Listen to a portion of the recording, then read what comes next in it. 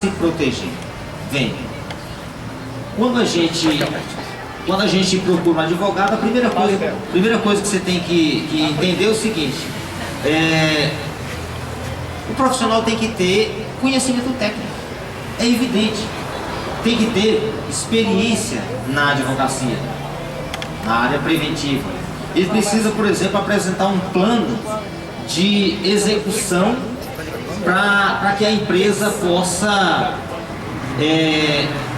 executar no dia a dia. E, principalmente, é preciso uma orientação adequada. Muitas vezes o escritório de advocacia é convocado, é chamado, simplesmente para resolver o problema que já está posto, como eu falei agora há pouco.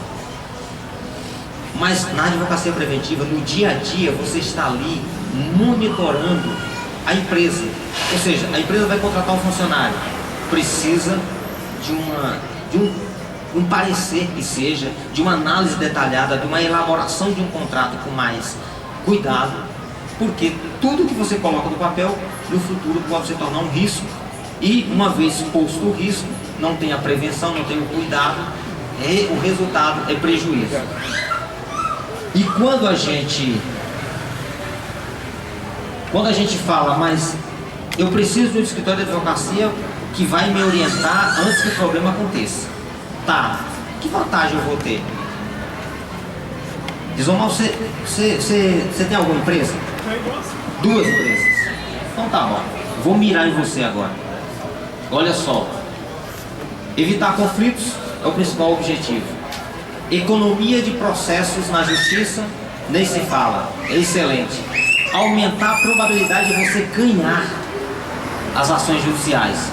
Olha só, desestimular as pessoas de te processar. E para mim, o valor que o dinheiro não compra. Quando você tem uma empresa que está realmente dentro da legalidade, bonitinha, sem processo, ela tem um valor inestimável. Valor de imagem, de respeito. Então a empresa, ela jamais será surpreendida, né, num erro grotesco, se ela tiver uma assessoria preventiva. E aí quando a gente pensa nisso, a gente fala, tá, mas você está falando tudo isso baseado em quê? De onde você tirou a ideia de que a advocacia preventiva é mais vantajosa? Eu estou lá me importando, se o cara me processar, eu vou lá e me defendo, né? Geralmente é isso. Mas o que acontece? As estatísticas da justiça, isso é ciência, né? Estatística produzida pelo Conselho Nacional de Justiça. E aí eu vou pegar um exemplo que acontece e é um risco dentro de qualquer empresa. As questões trabalhistas. Qualquer empresa de qualquer tamanho vai se deparar com uma situação dessa no futuro, em algum momento. Olha só, em Brasília, cada juiz, peguei a estatística de 2022, cada juiz em Brasília, na área trabalhista, encerrou 623 processos em média no ano de 2022. É uma demanda muito alta. Cada juiz encerrou 626 processos. Mas isso representa apenas 30% do que chega na justiça. 30% do que chega na justiça. Significa que 70% dos processos que entraram no ano passado continuam tramitando na justiça. E aí vem um detalhe importante. O CNJ fala que na Justiça do Trabalho, em Brasília, um processo trabalhista dura em média 4 anos e 11 meses. Olha só. 4 anos e 11 meses. Ah, então eu tenho um empregado, o empregado me processou, eu vou deixar ele para a justiça, que daqui a 4 anos e 11 meses, se eu perder, eu pago para ele. Você vai ver agora que não é bem assim. Quem tem funcionário aí, presta atenção nisso aqui, olha só.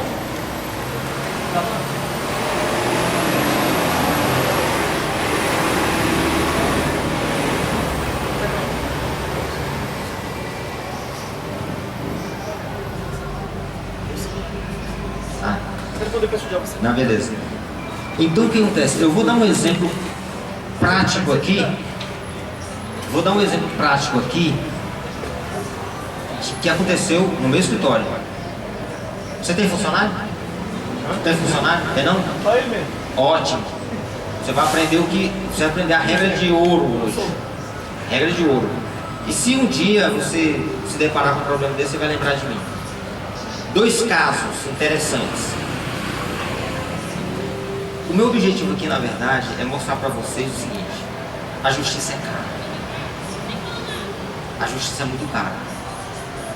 Agora, a advocacia que eu entendo que é ideal para as empresas é barata. Eu atuei em 2 casos na Justiça do Trabalho contra a mesma empresa. Em 2015, eu entrei com um processo por dano moral contra a empresa. O cliente chegou lá, contou uma história e falei, não, dá dano moral. Entrei com um processo, pedi 50 mil de dano moral.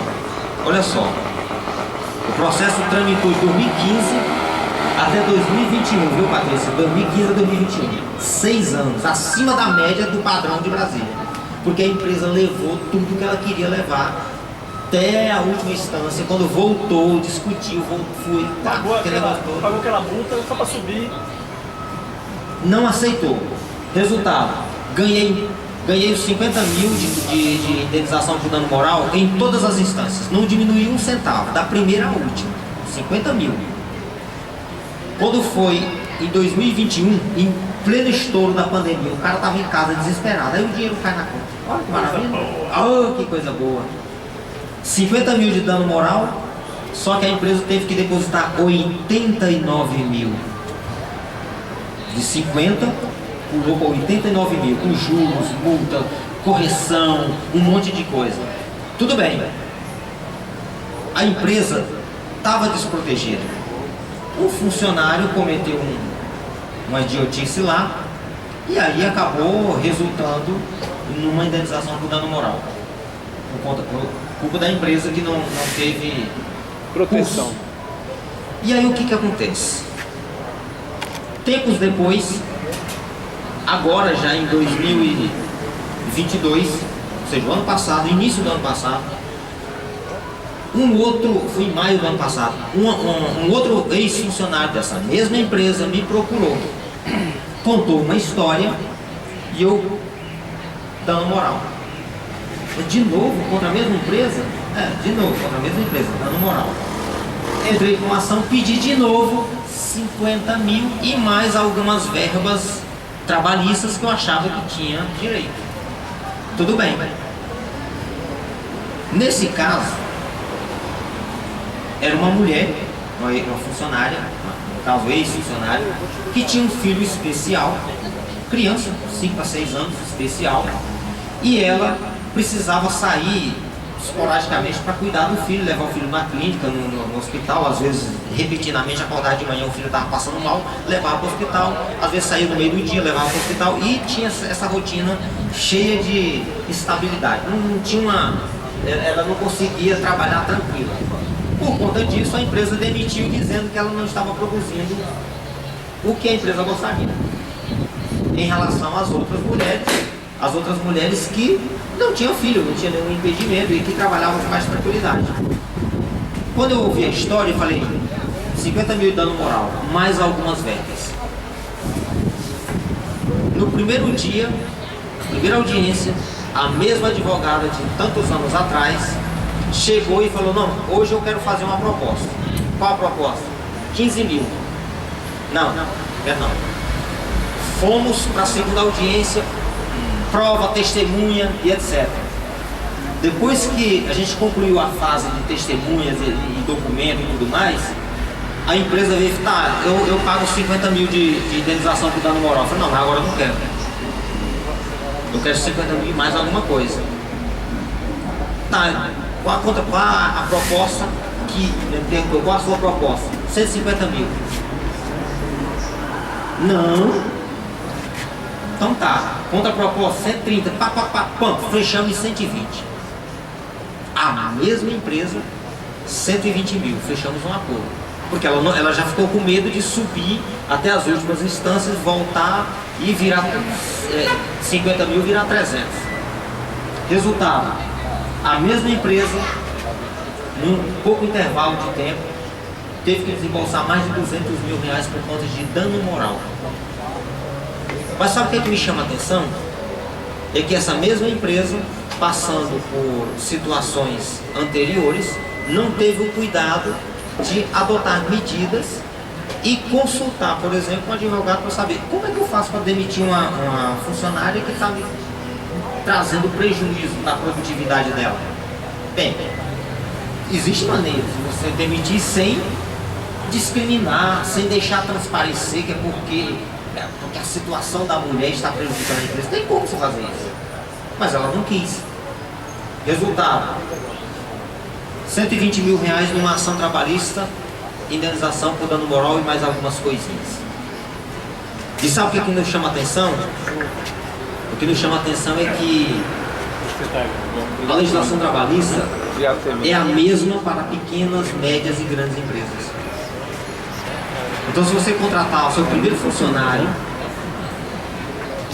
me liga, que eu vou fazer um contrato bonitinho para você não se arrebentar no futuro. Porque a legislação que enquadra as relações trabalhistas numa multinacional é a mesma que de uma pequena empresa, de uma média, de uma qualquer uma. Aí é que está o problema. E as medidas para pequena, para média e para grande é a mesma. E a condenação pode ser a mesma. Só que detalhe: 120 mil para uma multinacional não faz diferença. Ela fala, mas isso aí eu ganho por minuto. Não faz diferença. Mas se todo funcionário que sair levar 120 mil, começa a fazer diferença. Muito diferença, né? O décimo já tem 1.200.000 indo pelo buraco. Agora, se você pegar 120 mil com uma pequena empresa que muitas vezes é quase que o lucro dela o ano todo, uma ação dessa pode quebrar a empresa. Aí é que está o problema, pode quebrar a empresa. Então, gente, na verdade, a minha missão hoje aqui é chamar a atenção de Alan. Rapaz, é difícil gravar esse nome, de Alan. Já era, né? É de Alan. Pro de Alan, que está nos recepcionando aqui. Pro Nelly.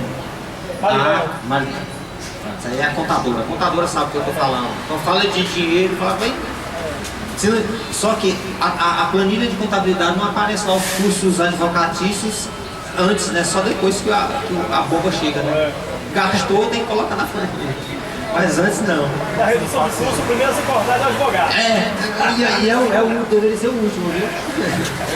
Porque o Brasil ainda tem essa cultura de só pensar no hoje, não pensar no amanhã, né? Na verdade é muito caro pensar assim. Na verdade existe uma discussão nos bastidores dos cursos de direito, que a galera que pensa o direito, que faz reflexões profundas sobre o direito. Nós temos uma questão cultural. O brasileiro ele acha que ele não precisa se preocupar com essas questões porque a justiça resolve. Não, a justiça não resolve nada. Ela não resolve nada, ela só bate o martelo e fala, você vai ter que fazer isso. E resolveu? Não. Toda vez que eu ganho uma ação dessa na justiça, em qualquer área, tributário, trabalhista, civil, consumidor, qualquer uma, toda vez que você ganha, hoje com as redes sociais, com a internet, isso ganha uma divulgação muito rápida. E o que acontece? As pessoas têm acesso às informações na internet. E essas informações motivam outras pessoas a processar também. E essa motivação leva à derrocada. A justiça recebe centenas, milhares de processos todos os anos, justamente por conta das informações que são fáceis. E a minha conclusão, vou passar a palavra para o presidente do Sindicato dos Contadores, é isso? Exatamente.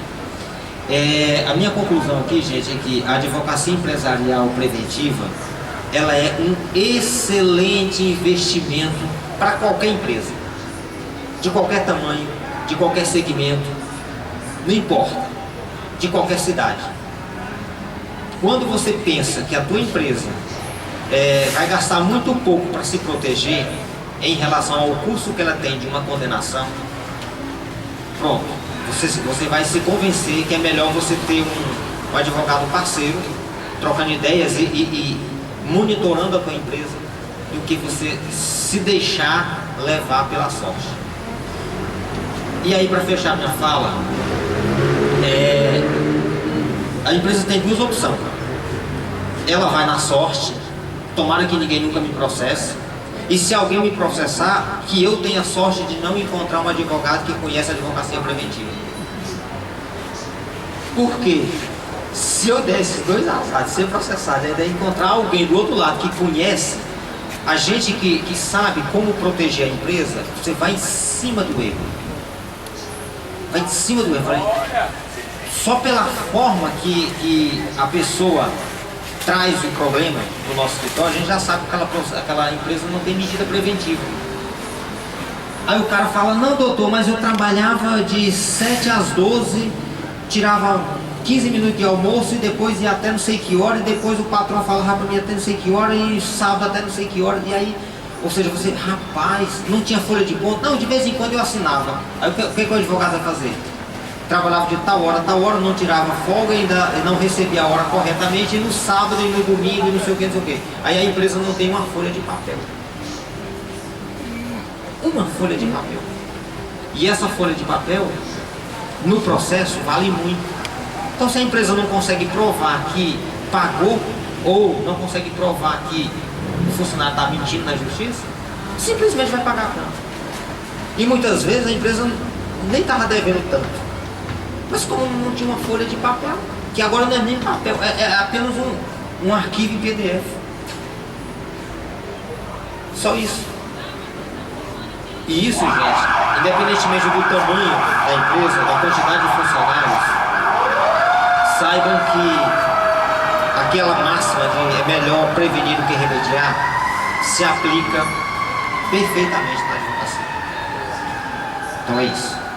Eu espero ter plantado uma sementinha aí na mente de vocês, no sentido de que vocês possam refletir um pouco sobre a segurança das empresas de vocês. Você que tem duas, Isomar, leve isso como um conselho de nunca se deixar levar pela sorte, porque no mundo empresarial, você sabe, não existe sorte, né? Ou está escrito para você provar que está certo, ou não está escrito e você pode se dar mal. Então é isso. Obrigado, Gleison, pela recepção. Nosso amigo dono do mercadinho aqui, que ó, gente, eu já vou fazer minha esposa com certeza já está com a listinha ali. O Dialan vai separar o nosso pedido ali com certeza, mas assim, é muito bom, é uma experiência nova para mim, viu, Dialan?